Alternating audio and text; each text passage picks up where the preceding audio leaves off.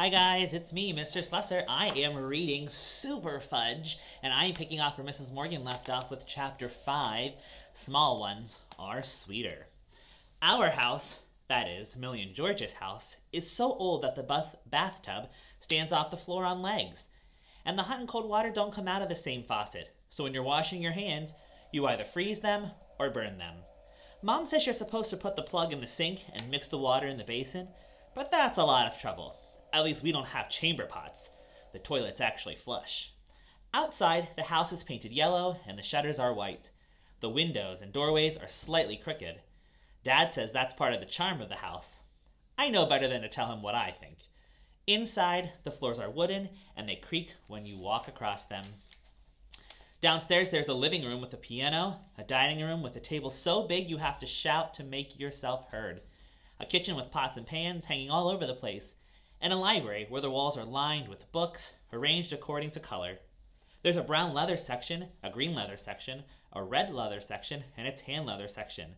Upstairs there are 4 bedrooms, all in a row, and everywhere you look there are fireplaces. There's one in every bedroom.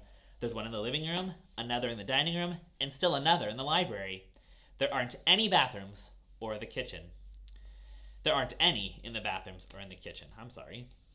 My mother and father call the house fantastic, fabulous, unbelievable. I hear them talking to their friends on the phone, and those are the dumb words they use to describe this place. Our neighborhood is a lot like our house. Old. Every house on the block is a lot like this one, with a small front yard and a big backyard. In our backyard, we have George's rose garden and Millie's herb and vegetable garden. The first days we were here, Dad bought a stack of books with the titles, You Know Your Roses, Know Your Herbs, Organic Vegetables in You, and my favorite, The Agony of Beetles in Your Garden. You didn't have to worry about the beetles in New York, did you, Dad? I asked at dinner. That's enough, Peter, Dad said to me. That's enough, Peter, Fudge repeated. Cut it out, I told him. Cut that out, he said back to me. Fudge's new game is repeating everything I say. He's really driving me crazy this time. Pass the salt, please, I said to Mom. Pass the salt, please, he said, laughing. I pushed back my chair. I can't take it anymore. I mean it. Do something, will you? I begged my parents. But he was already at it. I can't take it anymore. Do something, will you? And he laughed so hard he choked. Dad turned him upside down and whacked him on the back. I want you to stop doing that, Fudge, he said. Do you understand? I don't know why my parents are always asking if he understands. He understands just fine. That has nothing to do with it. Fudge nodded. Because if you don't stop repeating everything that Peter says, I'm going to do more than just whack your back. Get it? I couldn't help smiling. Mom has this thing called a snuggly for carrying Tootsie. She carries it around her back and Tootsie fits right in it and rides right next to Mom's middle. It looks very comfortable. Sometimes Dad carries Tootsie in it too. Mom said they didn't have them when I was a baby. I missed out on a lot of good things. Every night after supper we walk into town, stopping at Baskin-Robbins for ice cream. One night Mom asked me if I would like to wear the sling and carry Tootsie. No thanks, I said. I wouldn't be caught dead wearing a baby around my neck. Oh, Peter, you're so silly. Baskin-Robbins is having a contest. They're looking for names for a new ice cream flavor. So far I've suggested Lemon Lunatic, Crazy Chocolate, and Miserable Mint. After almost 2 weeks of hanging around the house, I actually met a kid my age. He lives across the street, but he was at scout camp when we first moved here. His name is Alex Santo, and he's going into 6th grade too. He's very small, with hair that hangs into his eyes, and he's always wearing a t-shirt that says Princeton, class of '91. By the time I met him, I was so lonely and bored I wouldn't have cared if he had 3 heads, as long as he was my age and wanted to be friends. Alex came over one morning and said, You want to go into a business with me? What kind of business? I asked. Worms, he told me. Worms? I asked.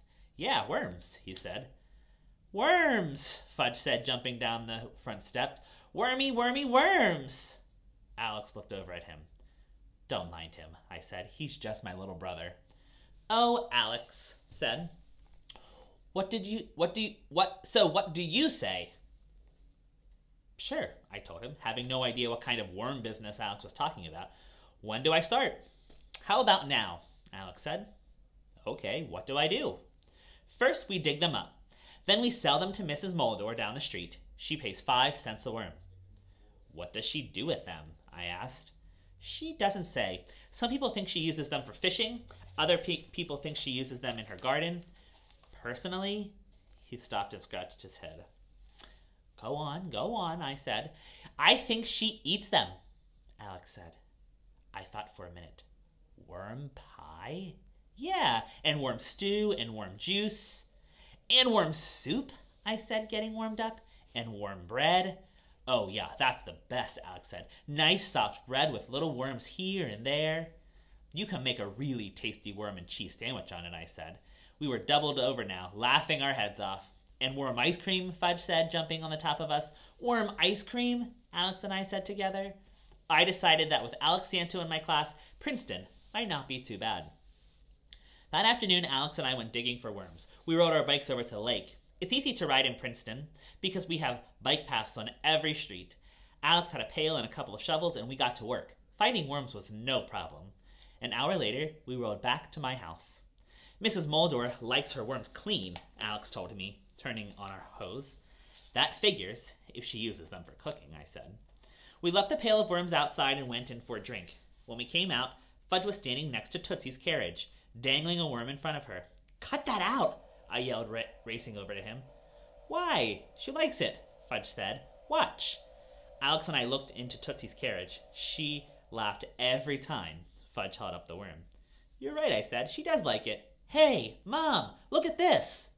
What is it, Mom called from where she was weeding Millie's organically grown vegetables. You've got to see for yourself, I called back. She came over, wiping her hands on her jeans. Watch, Mommy, Fudge said, and he took the worm from behind his back and dangled it over Tootsie's carriage. She smiled and gurgled, but Mom screamed, Get that thing out of here! Hurry up! Get rid of it now! It's just a worm, Mommy. Don't you like worms? No, I don't. I really don't like worms at all, and I never want you to show me another one. Do you understand? Fudge put the worm in his arm and let it crawl up to his shoulder. See? Isn't he cute? I'm going to call him Willie Worm, and he'll be my very own pet. I'm going to sleep with him, and he can eat next to me at the table, and he'll have a bath time with me. Fudge! Yes, Mommy? I told you, I don't ever want to see that worm again, and you may not bring that into the house, and you may not hold him that close to Tootsie. Do you understand this time? You really don't like worms? Fudge said. That's right, Mom said. I really don't. Why not? Fudge asked. It's nothing I can explain. Mom went back to weeding the garden. Fudge followed her. Is your family always like that? Alex asked. You haven't seen anything yet, I told him. On our way to Mrs. Mordor's house, I thought I remembered reading that worms regenerate when you cut them in half. But I wasn't sure, so I asked Alex if he'd ever tried that.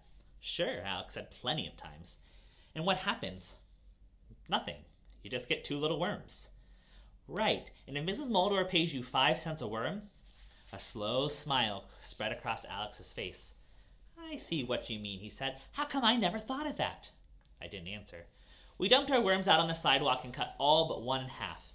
That one was big enough to cut into thirds. So now, instead of 16 worms, we had 33. Mrs. Moldor lived in an old house that was painted gray with blue shutters. Alex rang her bell. A big, round woman with hair the color of her house and glasses halfway down her nose came to the door. She wore sneakers and blue jeans and a red and white shirt. Well, hello, Alex. Long time no see. Hi, Mrs. Moldor, Alex said. I've got a partner now. She looked at me over the rims of her glasses. Hi, Peter Hatcher. I'm Peter Hatcher. We just moved in down the street. She kept looking at me, so I kept talking. In the Wetmans' house, Millie and George Wetmans. They're friends of my mother and father. We're just here for the year, to see how we like being away from the city. Are you finished? She asked. Yes. Good. Then let's get down to business. We've got 33 for you today, Mrs. Moldor, Alex said. Real beauties. 33? She held up the jar and studied them. They look awfully small. Small ones are sweeter, I said. She gave me a strange look this time. So I quickly added, they'll get bigger later in the summer. Really? I thought they'd be at their best now. Oh no, I told her. They'll be getting fatter and longer by August, and by September, they'll be in their prime. Is that a fact? She asked. Uh-huh, I said, praying that she wouldn't guess I didn't know what I was talking about. Well, live and learn, Mrs. Moldor said. She went inside and came back with her wallet. You know, she told us, I could go down to the filling station and buy a container of worms, but I think freshly dug ones are so much better. She opened her wallet. Let's see, 5 cents times 33 worms. That's $1.50. She handed the money to Alex. Excuse me, Mrs. Moldor, but it's $1.65. Mrs. Moldor laughed. Can't fool you, can I, Alex? No, Mrs. Moldor, not when it comes to math. Would you like more worms next week? Of course, as many as you can bring me. You can't have too many worms, you know. Alex gave me a look, and then we thanked Mrs. Moldor and walked away. Once we were out of earshot, Alex said, small ones are sweeter, and he gave me an elbow in the ribs.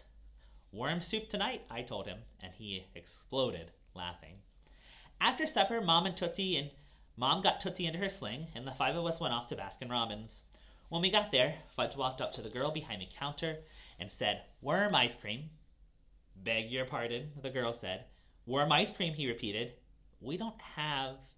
For the flavor of the month, Fudge told her, worm ice cream. Are you saying, she began. Yes, he is, I said. Worm. That's W-O-R-M. I can spell, the girl said, annoyed, but I really don't think that people would go for that flavor. Some people would, right, PETA? Sure, I said. Some people right in this town might think it's terrific. Look, kids, we're really busy tonight, so cut the wise guy stuff and tell me what you want. I'll have a chocolate chip mint sundae with the works, I told her.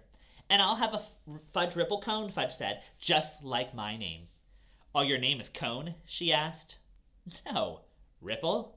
No. I suppose you're going to tell me it's Fudge, right? That's right, Fudge said, chinning himself in the counter. Cute kid, she mumbled to herself. Real cute. That's it for Chapter 5. Log on to the next video for Chapter 6.